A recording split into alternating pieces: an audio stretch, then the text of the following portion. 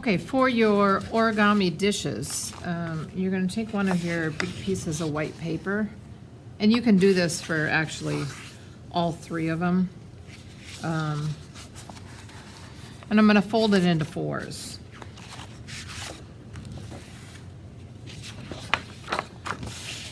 And that's about as big as we're gonna want our dishes. So I want you to think about what you might wanna use the dish for. And I know they're small, but maybe it is for some special kind of candy, or maybe it's for a candle, or maybe it's for pickles. You want a pickle dish, or maybe it's for sauces, a dipping sauce. But this is about, because of the amount of clay that we have, this is about as big as I think they should be. And so now you'll have four pieces of paper that you can experiment with. So on this one here, I folded it in half and cut about 1.5 inches in, and you can see that the origami plate will be like this. I could have gone a little more.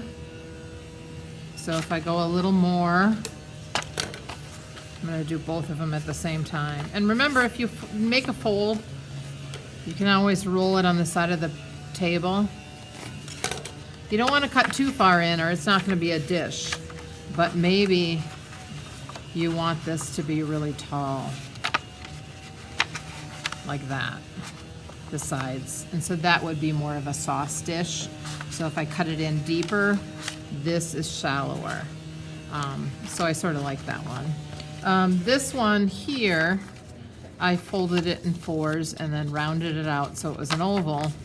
And then this will be a more sort of classic round dish, like that. And then this one here, I cut these sides. So if you cut these sides, then the pieces pop up. And you certainly can make it narrower. The other thing that I did is I made one that was a square. That's going to be my drape mold.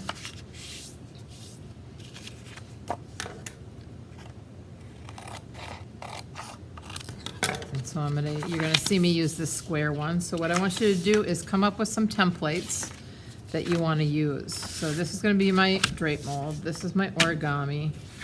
And then this one is gonna be my slump mold, where you put it into a form.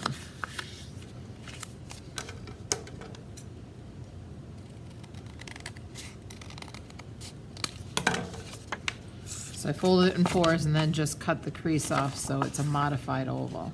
And if you don't like those creases, just put it on the edge of the table to flatten it out. And so now I have 3 forms that I can experiment with. And you know, you only have to complete 2 of them, but you certainly can complete all 3 if you want to. Okay, I've sliced off about 1 inch of clay with my string. If you're here at school, I can put some wires on the table. And now what I'm going to do is you don't have rolling pins at home, so I'm going to toss a slab. So I'm going to mute it and pound it and flip it over and pound it.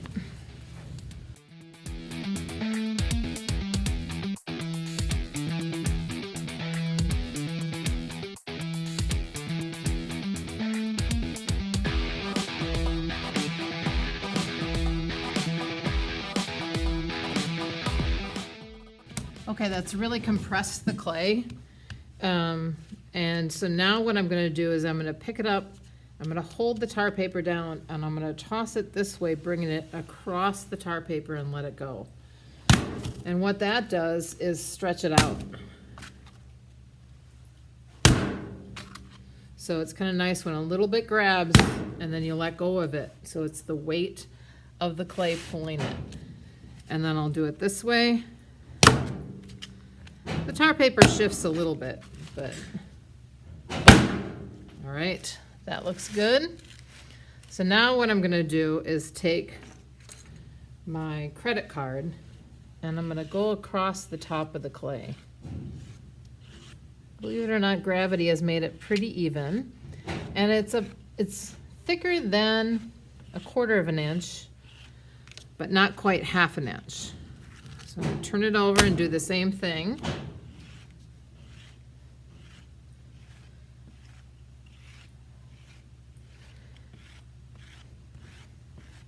If you feel like it's too thick, you can toss it one more time. And now I am ready for slab building. Okay, I have my origami template, and again, it's up to you which one you use, but I'm going to demonstrate how to do it, and maybe that will help you decide.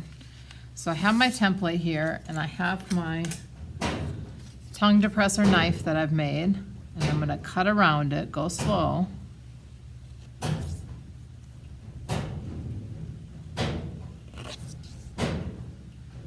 Sorry about the noise, they're doing construction outside.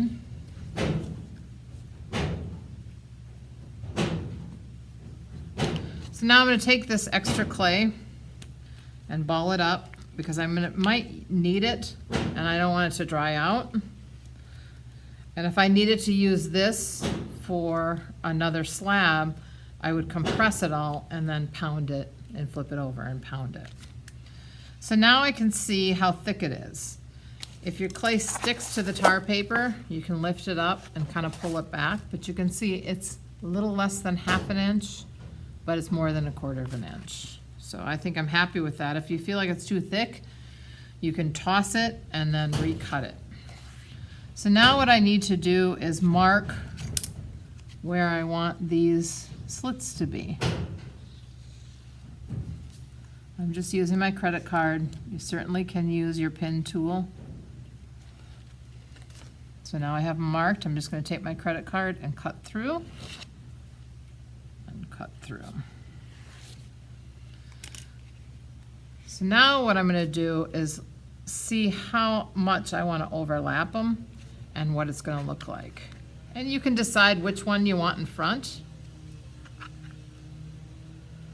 And again, we're not going to blend them. So I think I'm going to pop that side up just a little more, about like this. So it's a little more of a dish. And I'll show you another one that I did. So what I'm going to do now is open it up. I'm going to score that part that's going to go together.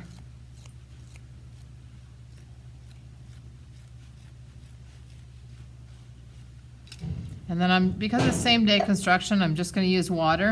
If you're at home and you don't have a paintbrush, you can use your finger or your sponge. You can cut off a little piece of that sponge and that works too. And then I'm just going to push them together. Now I am overlapping them quite a bit so they stay up. Now I'll do this side.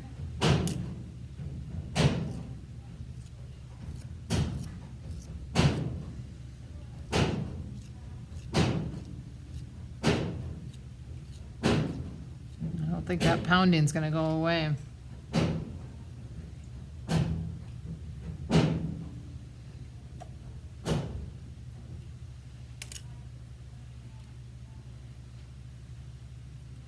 So again, this overlapped here and this overlapped here, and I'm just going to push them together, and then I'm going to create a bottom on there. Now you didn't have to overlap them this much, but I need this to get leather hard and I wanted them to stand up. So maybe I'll open it so it's a little more like a boat. And if you need to prop up, you can take little balls of clay and prop it up. And then I have one more I've made.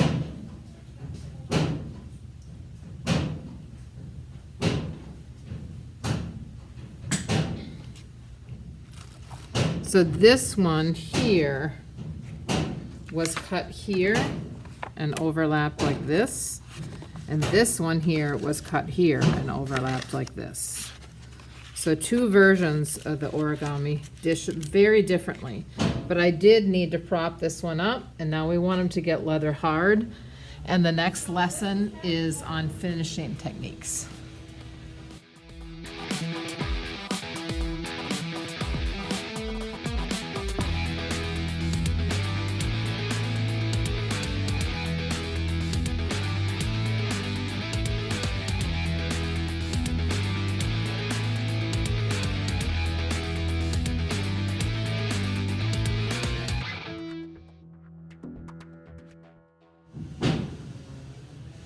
Okay, for this one, it's gonna be a drape mold.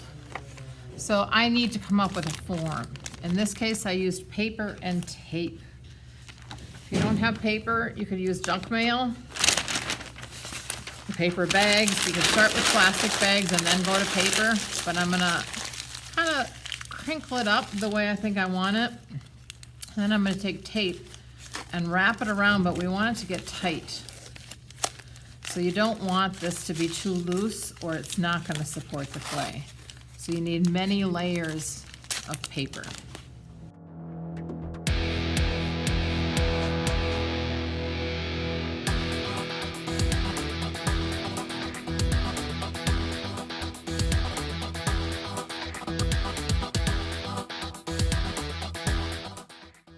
Okay, I have two forms here. You want your last layer to be smooth, somewhat smooth, and not to have a lot of tape on it. So this one could be more, you know, taco-like or oval, and this one could be rounder with the square going around it like that. So I think I might use this one, but either one of these could work with any shape. It doesn't have to just be a square. This could work with this shape. So you're gonna drape your clay over it.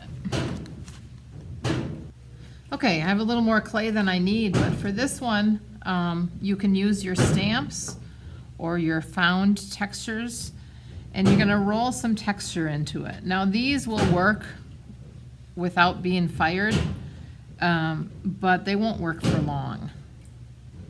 So I'm just gonna test them out. And it's working pretty well. This one I went back in and smoothed afterwards. It's not a very precise texture, so I'm just rolling it into the clay. And then I'm going to use my square and cut it out with my popsicle stick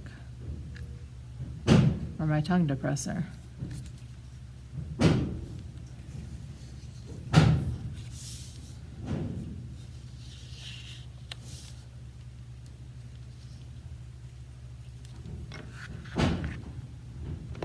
Now this extra clay, again, even if it's harder, can be balled up and used again. You want to really squeeze it and wedge it together. Wedge that clay to get all the air pockets out of it. Now if I want to texturize the other side, it's kind of hard to do. So I could flip it over, but then I'm going to accidentally sort of compress that. So I have to decide, do I want this on the outside or do I want it on the inside? And I think I want it on the inside. So I'm going to very gently just start to wrap that around. You don't want to push too hard or you'll lose your texture. Now those of you that don't have paper and tape, you could find something to drape it over. A round ball of any kind would work. You just have to make sure that the clay does not stick to whatever it is you're draping over it. So you have to cover it with paper. Now I'm going to let that dry to the leather hard stage before I take it off and take a look at it. So we'll let that dry. Okay, for this one, I need to mark my shape. So I have this shape, and I'm actually going to slump it in. So you can use a pencil. I'm just going to use a little bit of water.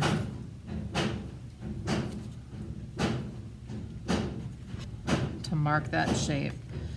And so now I'm going to roll some coils and create a part, kind of a wall where it's going to sit in there. So I'm going to push my thick coils down onto the tar paper. So squeeze those coils, and then when you roll them, pull out. No, you can't see that. Pull out. They don't have to be perfect, but then you're going to push it down onto it so it kind of slants out.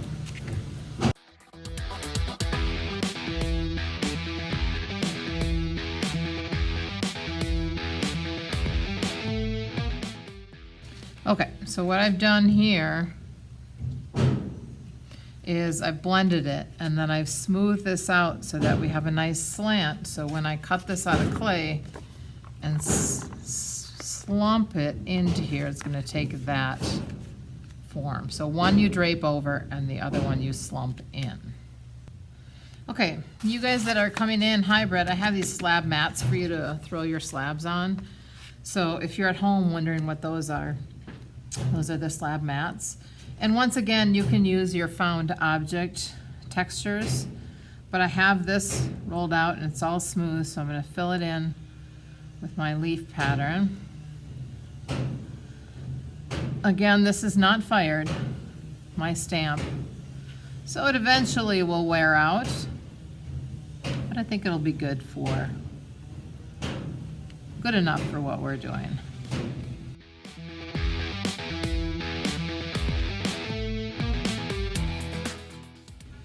So now I need to cut this out.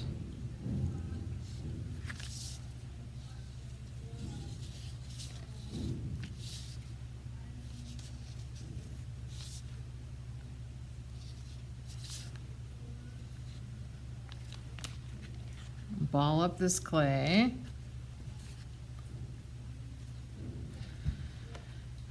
We're going to talk about these edges and smoothing out these edges after we get it in there. So now I need to slump that into my mold.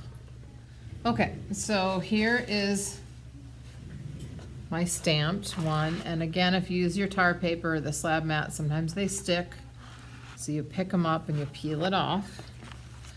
Now, I am a little worried that it's going to stick.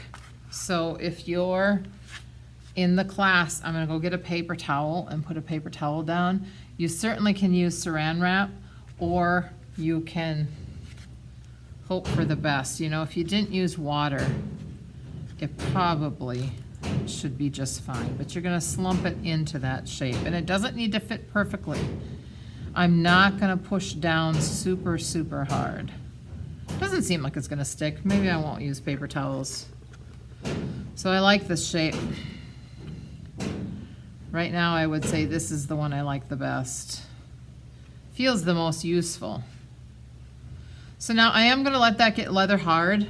You know, afterwards, this clay is gonna be hard, so I'm gonna dip it in water and try to soften it up a little bit, but I'm gonna leave it here to get leather hard.